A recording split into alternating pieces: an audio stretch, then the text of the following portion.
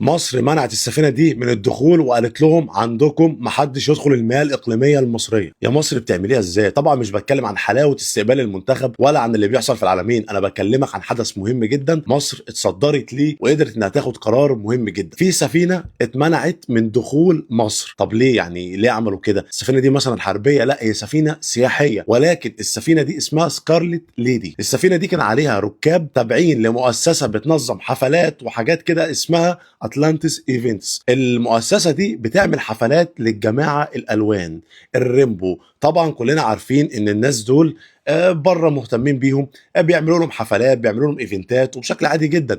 فالركاب بتوع السفينه دول كلهم من الريمبو، فكانوا على السفينه ورايحين في الاول رحله لتركيا.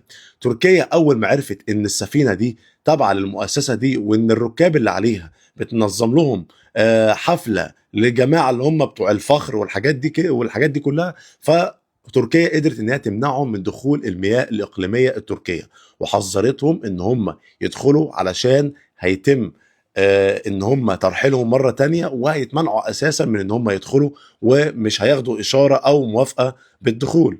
فقرروا هنا ان قال لك خلاص احنا الواجهه السياحيه التانية لينا هتبقى مين ان احنا نتحرك عليها؟ مصر. لان هم كان خط سيرهم هيروحوا تركيا ومصر وعدد كبير من الدول.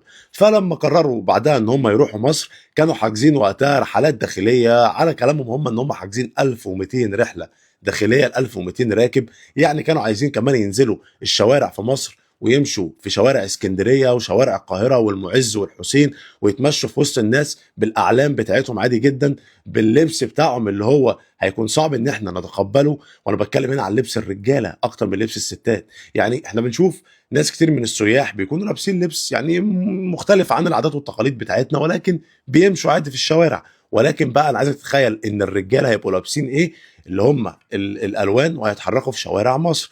فاول ما قرروا ان هم يدخلوا مصر، مصر راحت مدياهم رفض وقالت لهم لا، انا كمان مفيش دخول عندي. طب ليه؟ ما احنا حاجزين، ما احنا مجهزين والورق جاهز ومعانا التصاريح ومعانا كل حاجه وماشيين قانوني، حتى التاشيرات السياحيه موجوده. الا ان مصر قالت لهم لا، اسف، دخول مصر هيكون من غير اي اعلام ليكم، باللبس التقليدي اللي هو الطبيعي للراجل او للست. هيكون الدخول بشكل سياحي بحت، ممنوع انك تيجي باي علم. طب احنا هنيجي ومش هننزل بعلم؟ لا، ممنوع انك تدخل بالعلم اساسا. لو انت دخلت بالعلم فانا هعتبره زي اي حاجه محظوره انك تدخل بيها، وهيتم القبض على اي حد بيحمل علم من الاعلام دي.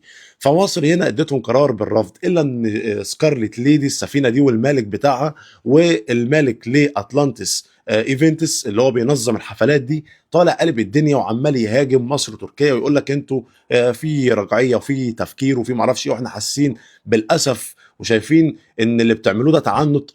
احنا شايفين ده تعنت، اوكي، ما عندكش مشكله، او احنا ما عندناش مشكله، شوف اي دوله تانية تقبل الموضوع ده بغير تعنت، احنا مش قابلين ده واحنا متعنتين في الموضوع ده. فالحقيقه حاجه تحترم جدا وشيء يدعو للفخر.